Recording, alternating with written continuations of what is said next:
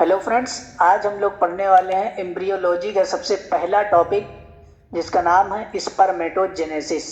तो spermatogenesis is the process of formation of spermatozoa from the primordial germ cell. यानी जो primordial germ cell होती हैं उनसे स्पर्मेटोजोआ के बनने के प्रोसेस को हम लोग स्पर्मेटोजेनेसिस कहते हैं, जो कि सेमिनिफरस जो टेस्टिस में सेमिनिफेरस ट्यूब्यूल होती हैं उसकी वॉल्स में होता है। तो सबसे पहले इसकी बात करें, जो इसकी series of chain lead to the conversion of the spermatogonia into spermatozoa.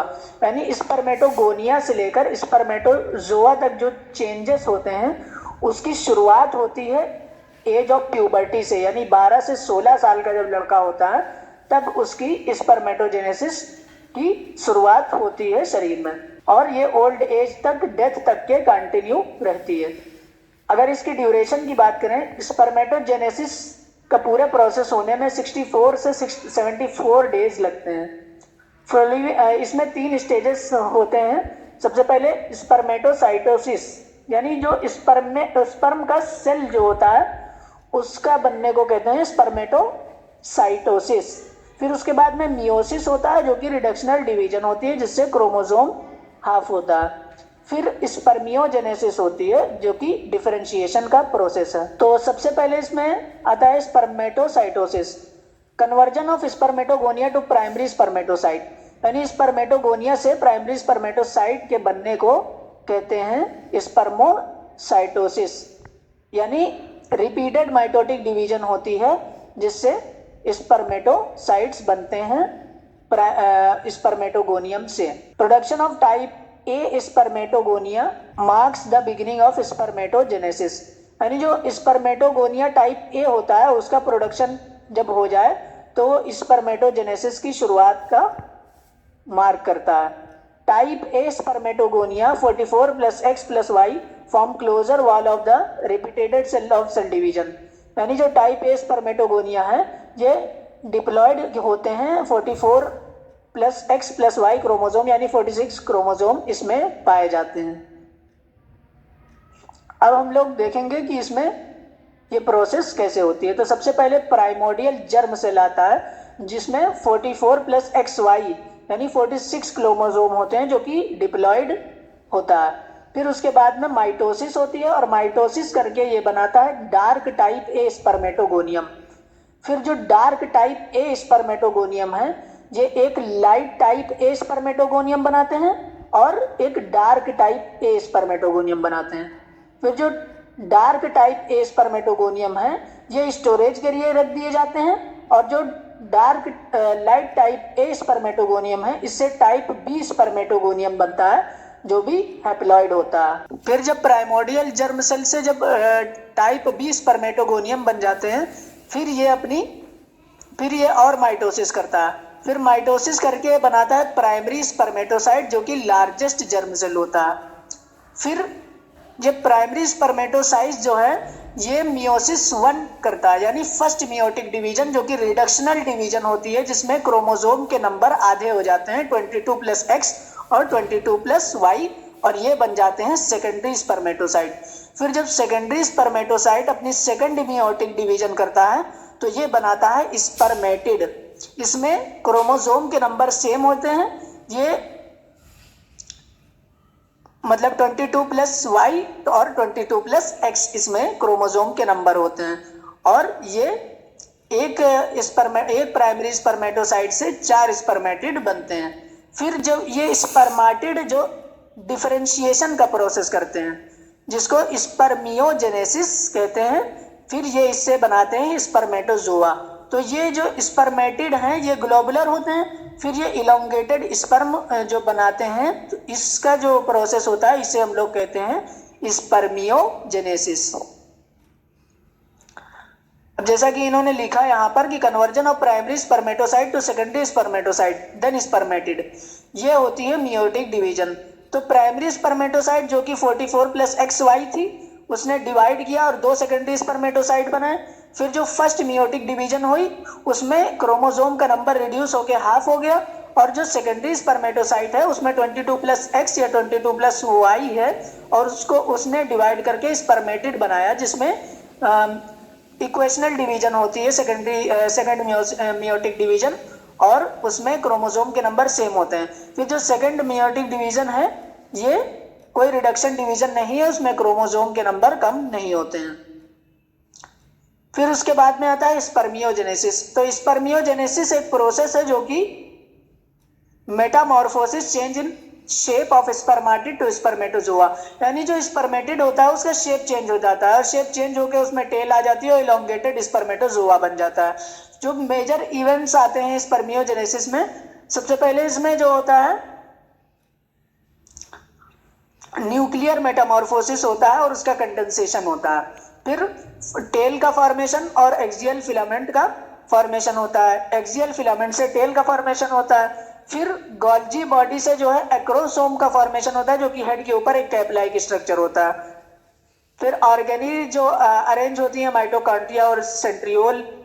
फिर इस excess shielding of excess cytoplasm, और centrosome divides into two parts, proximal and distal, यानी जो उसकी नेक वाली पीस होती है उस पर सेंट्रोजोम जो है वो दो पार्ट में डिवाइड हो जाते हैं। जो ऊपर वाला हिस्सा होता है प्रॉक्सिमल सेंट्रियोल होता है और जो नीचे वाला हिस्सा होता है वो डिस्टल सेंट्रियोल होता है जो कि मिडल पीस के करीब में होता है, जो कि एनुला का फॉर्मेशन करता है। फिर सेल मेम्ब्रेन परसिस्ट है covering of for the spermatozoa, यानी जो स्पर्मेटोजोआ है पूरा वो पूरा का पूरा सेल मेम्ब्रेन से कवर होता है। अब जो मेजर इवेंट्स हैं जो कि स्पर्मेटोजेनेसिस में आते हैं, सबसे पहले आता है प्राइमोर्डियल जर्म सेल, फिर उसके बाद में बनता है स्पर्मेटोगोनियम टाइप बी, फिर माइटोसिस करता है और प्राइमरी स्पर्मेटोसाइट बनाता है जो कि डिप्लॉयड होता है। 44 प्लस XY क्रोमोसोम होते हैं, 46 क्रोमोसोम का होता है। फिर वो अपनी फर्स्ट मियोटिक डिवीजन करता है और अपने क्रोमोसोम का नंबर हाफ करता है जो कि रिडक्शनल डिवीजन होती है और उससे बनाता है सेकेंडरी स्पर्मेटोसाइट। फिर सेकेंडरी स्पर्मेटोसाइट जो है वो अपनी सेकेंड मियोटिक डिवीजन करता है और उससे बनाता है स्पर्मेटिड। तो जो सेकेंड मियोटिक डिवीजन है ये इक्वेशनल डिवीजन होती है, ये माइटोसिस की तरह ही होती है। इसमें क्रोमोसोम के नंबर कम नहीं होते हैं, जैसे कि यहाँ पर 23 क्रोमोसोम थे, यहाँ पर भी 23 क्रोमोसोम है। फिर जो स्पर्मेटिड जो है ये डिफरेंशिएशन का प्रोसेस करता है जिससे ये स्पर्मेटोगोनियम बनाता है यानी स्पर्म बनाता है। इस प्रोसेस को कहते हैं स्पर्मियोजेनेसिस। अब जैसा कि इस डायग्राम में दिखाया गया है कि स्पर्म से जो है स्पर्म का स्ट्रक्चर दिखाया गया, इसमें बताया गया कि ये जो स्पर्म का ऊपर वाला हिस्सा है ये इसका हेड है और हेड के बाद ये नेक है और नेक के बाद ये नीचे पूरी टेल है। टेल के इसके 3 पार्ट होते हैं, ये इसका मिडल पीस है, ये प्रिंसिपल पीस है और ये जो नीचे वाला है ये एंड पीस है। इसकी हेड में जो ये सबसे बाहरी लेयर है ये सेल मेम्ब्रेन है और ये उसके ऊपर जो है एक्रोसोमल कैप है। इसके अंदर हाइड्रोलिटिक एंजाइम पाए जाते हैं जो कि जोना पेलिसिडा को ब्रेक करने में काम आते हैं। जब फर्टिलाइजेशन के टाइम पर जब स्पर्म फ्यूज करता है ओवम से तो उसके बाहर वाली जो लेयर होती है जोना पेलिसिडा, तो ये इस एक्रोसोम में कुछ एंजाइम प्रेजेंट होते हैं जैसे कि हाइलुरोनिडेस और जोनालाइसिन एंजाइम और कोरोना पेनिट्रेटिंग एंजाइम। तो ये जो एंजाइम होते हैं ये उस लेयर को ब्रेक करके और उसके अंदर अपना जेनेटिक मटेरियल को छोड़ देते हैं ओवा के अंदर और उससे फ्यूज हो जाते हैं। फिर ये बेसल प्लेट है और ये प्रॉक्सिमल सेंट्रियोल है जो कि हेड के प्रॉक्सिमल में होता है। उसके बाद में आपकी मिडल पीस आती है, तो मिडल पीस के अंदर भी सबसे बाहर सेल मेम्ब्रेन होता है, उसके अंदर माइटोकॉन्ड्रियल शीथ है और आउटर इसके डेंस फाइबर हैं और एक्सियल फिलामेंट है। ये आपके एक्सियल फिलामेंट हैं। 9+2 अरेंजमेंट इसका होता है। फिर ये जो इसका प्रिंसिपल पीस है, प्रिंसिपल पीस में भी ऐसा ये बाहर प्लाज्मा मेम्ब्रेन है, उसके अंदर फाइबरस शीथ है, फिर 7 आउटर डेंस फाइबर है, यानी जो इसके डेंस फाइबर हैं ये 7 हैं। फिर उसके अंदर एक्सियल फिलामेंट है, ये भी 9+2 अरेंजमेंट में होता है। फिर जो इसकी टेल का एंड पार्ट है इसमें भी बाहर प्लाज्मा मेम्ब्रेन है और अंदर एक्सियल फिलामेंट। अब ये जो इन्होंने दिखाया है कि स्पर्मियोजेनेसिस का जो प्रोसेस होता है, यानी स्पर्मेटिड से स्पर्म कैसे बनता है। तो स्पर्म में जो ये स्पर्मेटिड होता है उसमें गोल्जी बॉडीज होती हैं, ये न्यूक्लियस होता है, माइटोकॉन्ड्रिया और सेंट्रोजोम। तो ये जो डिफरेंशिएट करता है, तो जो गोल्जी बॉडीज हैं तो इस यहाँ पर एक्रोसोमल कैप बना लेती हैं। फिर ये जो न्यूक्लियस है इसका, ये हेड में आ जाता है, यानी इसका जो जेनेटिक मटेरियल है। और सेंट्रोजोम जो है इसका, ये नेक में आ जाता है। फिर माइटोकॉन्ड्रिया जो है स्पाइरली अरेंज हो जाते हैं टेल की मिडल पीस में, और जो एन्यूला है वो मिडल पीस और प्रिंसिपल पीस के बीच में पाया जाता है। फिर ये जो टेल होती है ये पेरिफेरल पीस होती है इस जेनेटिक मटेरियल की। तो इस ग्लोबुलर से, स्पर्मेटिड से इस इलोंगेटेड स्पर्म बनने के प्रोसेस को स्पर्मियोजेनेसिस कहते हैं, और इसको इस डायग्राम की सहायता से दिखाया गया। अब हम लोग बात करेंगे कि स्पर्मेटिड और स्पर्मेटोजोआ के बीच में डिफरेंस के बारे में। तो जो न्यूक्लियस है वो हेड में आ जाता है, गोल्जी अपैरेटस जो उसका है वो एक्रोसोमल कैप बना लेता है, 1 सेंट्रोजोम 2 सेंट्रियोल बना देते हैं, यानी एक सेंट्रोजोम होता है जो कि स्पर्म में आके 2 सेंट्रियोल बना देते हैं। जो एक सेंट्रियोल होता है वो एक्सियल फिलामेंट से अटैच होता है नेक में, वो प्रॉक्सिमल सेंट्रियोल कहते हैं। जो अदर होता है वो annulus at the distal end of the middle piece, यानी जो दूसरा सेंट्रियोल होता है वो मिडल पीस के डिस्टल एंड पर पाया जाता है।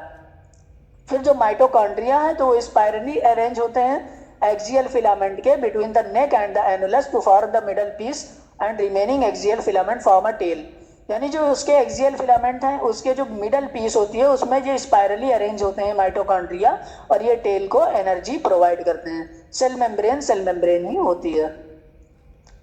फिर क्लिनिकल कोरिलेशन की बात करें तो abnormal sperm, abnormality of sperm is common as compared to the oocyte, यानी oocyte के मुकाबले में, यानी फीमेल गैमेट के मुकाबले में मेल गैमेट की एबनॉर्मेलिटीज ज्यादा कॉमन है।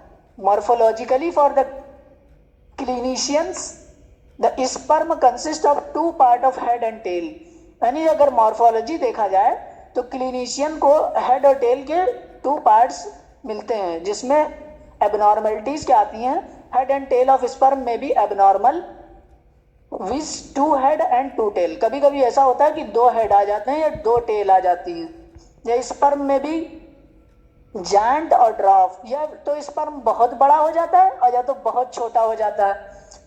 तीसरी एबनॉर्मेलिटी क्या आती है, 2 स्पर्म एक में ज्वाइन हो जाते हैं। तो ये सारी एबनॉर्मेलिटीज मॉर्फोलॉजिकल एबनॉर्मेलिटीज में आती हैं। इमोटिलिटी यानी मोटिलिटी, मूवमेंट का कम हो जाना। For potential fertility 50% sperm should be motile after 2 hour of ejaculation and some should be motile after 24 hours, यानी इजैकुलेशन के बाद जो है 2 घंटे तक 50% स्पर्म ऐसे होने चाहिए जो कि मोटाइल रहें, यानी उनकी मूवमेंट जारी रहे, तभी पोटेंशियल फर्टिलिटी हो पाएगी। और कुछ को जो है 24 घंटे के बाद भी मोटाइल होना चाहिए, यानी अगर मोटिलिटी स्पर्म की कमी है तो भी वो इनफर्टिलिटी का कारण बनती है। फिर जेनेटिक एबनॉर्मेलिटीज होती है, जैसे कि स्पर्म है एबनॉर्मल क्रोमोसोमल कंटेंट, रेयर और कंपेयर्ड टू oocyte, मतलब एबनॉर्मल क्रोमोसोमल कंटेंट आ गया, यानी कोई स्पर्म ऐसा है जिसमें 46 क्रोमोसोम हो गए या डिप्लॉयड स्टेट आ गई उसकी, तो ऐसा बहुत रेयर होता है, जबकि जेनेटिक एबनॉर्मेलिटीज जो है oocyte में ज्यादा पाई जाती हैं।